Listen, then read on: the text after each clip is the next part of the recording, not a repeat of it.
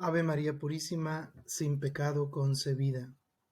Continuamos con el estudio de este documento, esta carta apostólica, Aperuit Illis, con la que fue instituida el Domingo de la Palabra de Dios.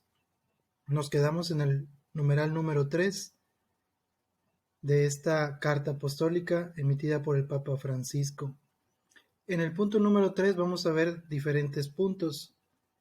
En primer lugar, nos habla acerca de que se queda establecido esta fiesta, que esta fiesta está dedicada, como lo dice el Papa Francisco, a la celebración, a la reflexión y a la divulgación de la palabra de Dios, en el que estamos invitados a fortalecer lazos también. El segundo punto es establecer lazos con los judíos, nuestros hermanos en la fe, nuestros hermanos mayores, ya que nos une todo el Antiguo Testamento.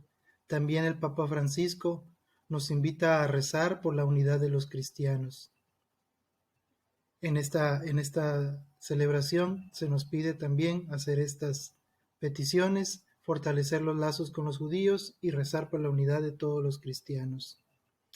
También nos dice que en las comunidades se encontrarán el modo de vivir este domingo como un día solemne. Se establece esta celebración como una solemnidad.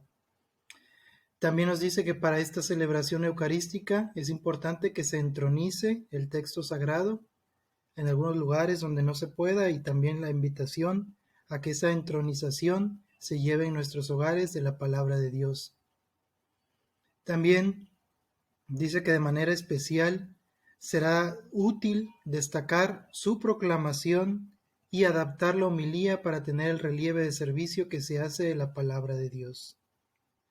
También en este domingo el Papa invita a que los obispos puedan celebrar el rito del lectorado, es decir, que se les dé la función del lectorado, el servicio, a algunas personas que vayan a fungir como lectores. También y nos invita a recordar la importancia de la proclamación de la palabra de Dios en la liturgia.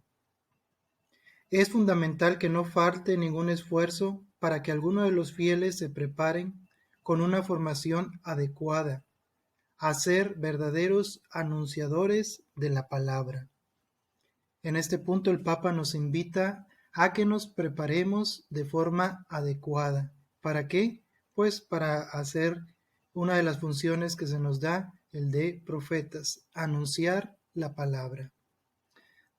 Por último, también en este punto, invita a los párrocos. Dice que podrán encontrar el modo de entregar la Biblia o uno de sus libros a toda la asamblea, para resaltar la importancia de seguir en la vida diaria la lectura, la profundización y la oración con la Sagrada Escritura, con una particular consideración a la lección divina.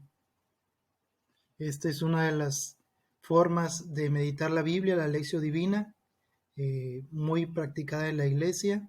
También se nos invita a hacerla. Nos invita a leer, a profundizar y a orar con la Sagrada Escritura. Continuando, en el numeral número 4, nos habla acerca del texto de Nehemías, en el capítulo 8. Este capítulo nos habla acerca del pueblo de Dios, el pueblo de Israel, cuando regresa de su exilio de Babilonia. Nos habla en el capítulo 8, versículo 1, que la gente se junta alrededor de la Sagrada Escritura, y dice el texto, como si fuera un solo hombre. Cuando se leía el libro sagrado, el pueblo escuchaba con atención, sabiendo que podía encontrar en aquellas palabras el significado de los acontecimientos vividos. También dice en el capítulo, versículo 3, leyeron el libro de la ley de Dios con claridad y explicando su sentido de modo que entendieran la lectura. Este pasaje pues nos habla acerca de cómo el pueblo de Dios vivía el libro sagrado. Lo escuchaban con atención, lo leían con claridad, explicaban el sentido de modo que se entendiera. A partir de eso dice, la Biblia no puede ser patrimonio de algunos, y mucho menos de coleccionistas de libros, para unos pocos privilegiados. La Sagrada Escritura, dice, en primer lugar, pertenece al pueblo convocado. ¿Para qué? Para escucharla y reconocerse en esa palabra. También dice que a veces se da tendencias a monopolizar el texto sagrado, relegándolo a ciertos círculos o grupos de escogidos. Dice que la Biblia es el libro del pueblo del Señor, que al ser escuchado pasa a la dispersión y división a la unidad. La palabra de Dios une a los creyentes y los convierte en un solo pueblo, unidos por la Sagrada Escritura. En el numeral número 5 nos habla acerca de esta unidad que hablábamos en el punto 4. Dice, en esta unidad los encargados los que tienen la responsabilidad de explicar y permitir que todos entiendan la Sagrada Escritura son los pastores. Dice, puesto que es el libro del pueblo, los que tienen la vocación de ser ministros de la palabra deben sentir con fuerza la necesidad de hacerla accesible a su comunidad. También nos habla muy particular la homilía en la Sagrada Eucaristía. Dice, tiene una función muy peculiar porque posee un carácter cuasi sacramental. Es la importancia de una buena homilía. Tiene un carácter importante, como dice aquí, casi sacramental. Dice, de hecho, que para muchos de nuestros fieles es la única oportunidad que tienen de captar la belleza de la palabra de Dios y verla relacionada con su vida cotidiana. Por esto dice, es necesario dedicar el tiempo apropiado para la preparación de la homilía. Le invita a los pastores a que sus homilías sean preparadas, sirvan para explicar la palabra de Dios, para hacerla entender, para que el pueblo la pueda entender y meditar. Dice, no se pueden improvisar el comentario de las lecturas sagradas. A los predicadores se nos pide más bien el esfuerzo de no alargarnos desmedidamente con homilías pedantes o temas extraños. Cuando uno se detiene a meditar y a rezar sobre el texto sagrado, entonces se puede hablar con el corazón para alcanzar los corazones de las personas que escuchan, expresando lo esencial con vista a que se comprenda y dé fruto.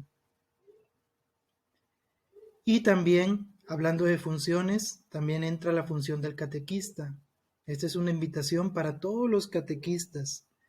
Dice, por el misterio que realizan y de ayudar a crecer en la fe, sientan la urgencia de renovarse a través de la familiaridad y el estudio de la Sagrada Escritura, para favorecer un verdadero diálogo entre quienes los escuchan y la palabra de Dios.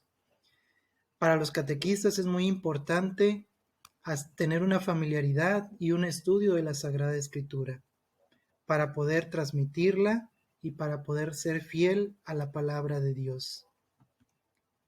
En el punto número 6, también nos habla acerca de un capítulo, el capítulo 24 de Lucas. Nos habla de este pasaje. En primer lugar, nos habla acerca de cómo Jesús dice que a lo largo de cuando se les aparece a los que caminaban hacia Emaús, dice, se les aparece, parte con ellos el pan, los que iban camino a Jerusalén, dice que parte con ellos el pan y les explica las Sagradas Escrituras. Dice, los llama necios y torpes porque no comprendían el sentido de su pasión y de su muerte.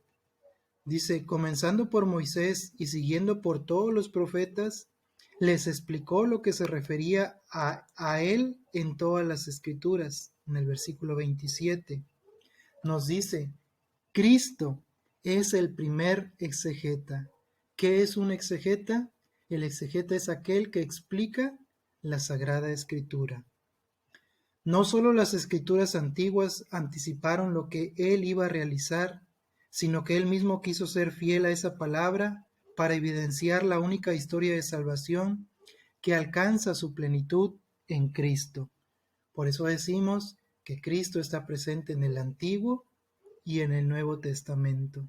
En el Antiguo había muchas escrituras que se referían a él, y en el Nuevo Testamento encontramos pues toda la vida de nuestro Señor Jesucristo. En el punto número 7 dice: la Sagrada Escritura habla de Cristo, no solo una parte, sino toda la Escritura habla de Él. Su muerte y resurrección son indescifrables sin ella. También nos habla acerca de las confesiones. En el credo decimos: murió por nuestros pecados según las Escrituras, y fue sepultado y que resucitó al tercer día según las Escrituras, haciendo referencias a las Escrituras. Dice: puesto que las Escrituras hablan de Cristo, nos ayudan a creer que su muerte y su resurrección no pertenecen a la mitología, sino a la historia, y se encuentran en el centro de la fe de sus discípulos. Es profundo el vínculo entre la Sagrada Escritura y la fe de los creyentes, porque la fe proviene de la escucha. He ahí la importancia de que se proclame la palabra de Dios, que se haga accesible y entendible, porque eso va a derivar en una fe mayor del que la escucha. Va a ir creciendo en la fe cada que se profundiza en las Sagradas Escrituras. Dice: la invitación que surge es la urgencia y la importancia que los creyentes tienen que dar a la escucha de la palabra del Señor, tanto en la acción litúrgica como en la oración y la reflexión personal. La palabra la escucha de la palabra, viene en la acción litúrgica, pero también la debemos de incorporar a nuestra oración y a esa reflexión personal que Dios nos invita a realizar en nuestra vida cotidiana. En el punto número 8, también hablando del pasaje de Lucas 24, dice que cuando Jesús toma el pan y pronuncia la bendición, lo parte y se lo ofrece a ellos. Y dice que en ese momento sus ojos se abren y lo reconocen. Versículo 31. Dice: esta escena nos hace comprender el inseparable vínculo que hay entre la Sagrada Escritura y la Eucaristía. En este pasaje de los discípulos de Emaús, Jesús se les aparece por el camino, camina con ellos y dice que les explica las Escrituras y parte con ellos el pan. Lo que hacemos en la Sagrada Eucaristía, las dos partes: liturgia de la palabra y liturgia eucarística. Ahí tenemos las dos partes que se desprenden en este pasaje. Dice que en el momento en que Jesús parte, en ese momento sus ojos se abren y lo reconocen. Por eso nos dice que el frecuente contacto con la Sagrada Escritura y la celebración de la Eucaristía hace posible el reconocimiento entre las personas que se pertenecen como cristianos. Somos un solo pueblo. Dice que nos urge la necesidad de tener familiaridad e intimidad con la Sagrada Escritura y con el resucitado. No cesa de partir la palabra y el pan en la comunidad de los creyentes. Por último, también nos dice que si escuchamos y abrimos la puerta de la mente y del corazón, entonces entra en nuestra vida y se queda en nosotros. He ahí la importancia de la Sagrada Escritura. Estos puntos nos han llevado a profundizar en la importancia que tiene la Sagrada Escritura, también en el vínculo que existe entre la Sagrada Escritura y la Eucaristía. Ambas son presencia de nuestro Señor Jesucristo. Se nos dice que está presente en la Sagrada Escritura y en la Eucaristía. Y ahí la invitación, hermanos, a seguir profundizando, a seguir estudiando este documento. El día de mañana continuaremos viendo los puntos que nos hace falta de este documento. Y ahí la invitación a seguir profundizando y los invito a que sigan la próxima cápsula. Agradezco mucho la atención, que Dios nos siga bendiciendo. Paz y bien para todos. Gracias. Saludos.